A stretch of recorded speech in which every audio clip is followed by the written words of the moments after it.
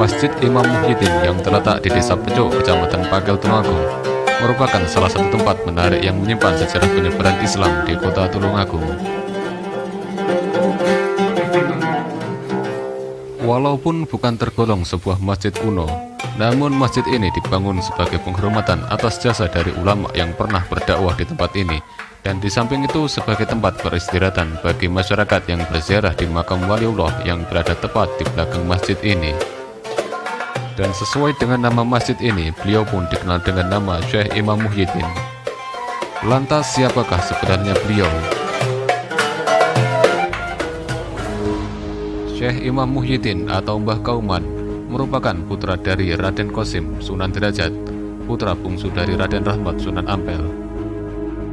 Menurut penuturan ulama setempat, beliau merupakan pengikut utama dan sekaligus penasihat dari Pangeran Benowo.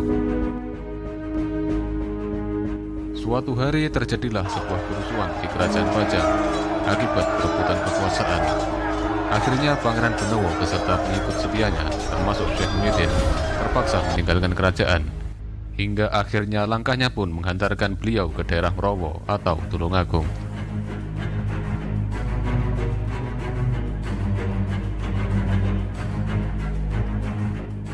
Dan tak berselang lama akhirnya Syekh Muhyiddin diperintahkan Pangeran Benowo untuk membesarkan Islam di daerah ini.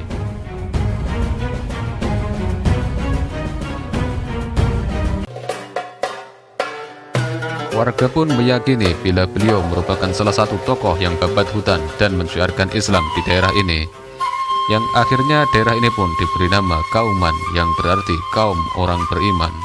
Dan itulah mengapa warga pun mengenal beliau dengan sebutan Mbah Kauman.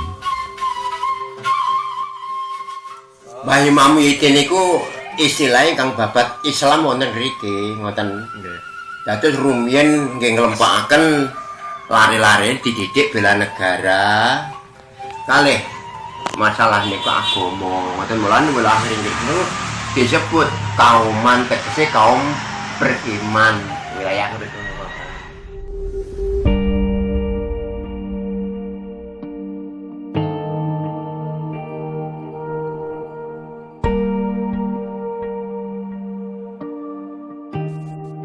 Tak hanya alim alamah dengan kesabaran dan juga akhlaknya yang luhur, membuat dakwahnya pun sukses diterima masyarakat. Dan tak hanya itu, seperti halnya ayahnya yang melakukan pendekatan kultural dengan kesenian kepada masyarakat, beliau pun menggunakan kesenian yang diberi nama Jedor sebagai media dakwah dan pendekatan terhadap masyarakat. Warga pun meyakini bila dari tempat inilah kesenian Jedor berasal dan terus dilestarikan hingga sekarang. Oleh karena itu, setiap acara bersih desa di tempat ini, kesenian Jedor selalu dimainkan. Tak hanya sebagai media dakwah, dengan memainkan Jedor inilah diyakini mampu mengusir jin, setan, dan juga gangguan gaib. Mbah Muhyiddin ngajari bela negara kan agama Islamatan. Dan yang lari-lari niku yo iso ngantuk dan sebagainya gitu. Ngono aja yo karo maca selawat ditabuhi apa piye ngono. Ben aja ngantuk karepe. Nah, terus tingkatan dadi selawatan. Teko saiki jeduran niku wau. Awale ngoten niku. Dados niku disebut jeduran iki selawatan marko wong-wong dijak bocah-bocah dijak maca selawat. Ya cah selawatane cah. Ngono lho Mas, nganti teko saiki apa tiap-tiap mulutan mesti ya tiduran. Senajan 2 jam ngoten tetep dibenar. Margi niku naluri yang harus dilestarikan. Arep ninggal ndak wani Mas, tiap-tiap Maulid Nabi mesti ya yang dopo nggih.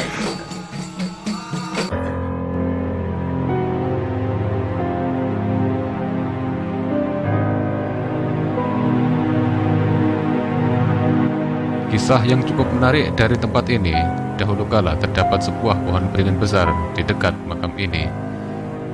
Dan setiap kali ada warga yang menuntun ternaknya, baik sapi ataupun kerbau, untuk melewati tempat ini, maka seketika ternak itu pun langsung berhenti dan tidak mau untuk melewati.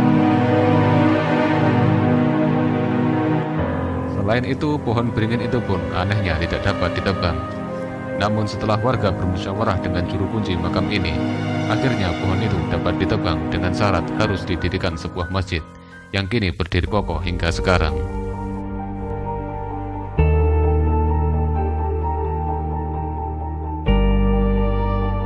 Dan kini makam ini pun merupakan salah satu tempat wisata religi di Tulungagung. Tak sedikit warga dari berbagai penjuru daerah yang berkunjung atau berziarah ke tempat ini.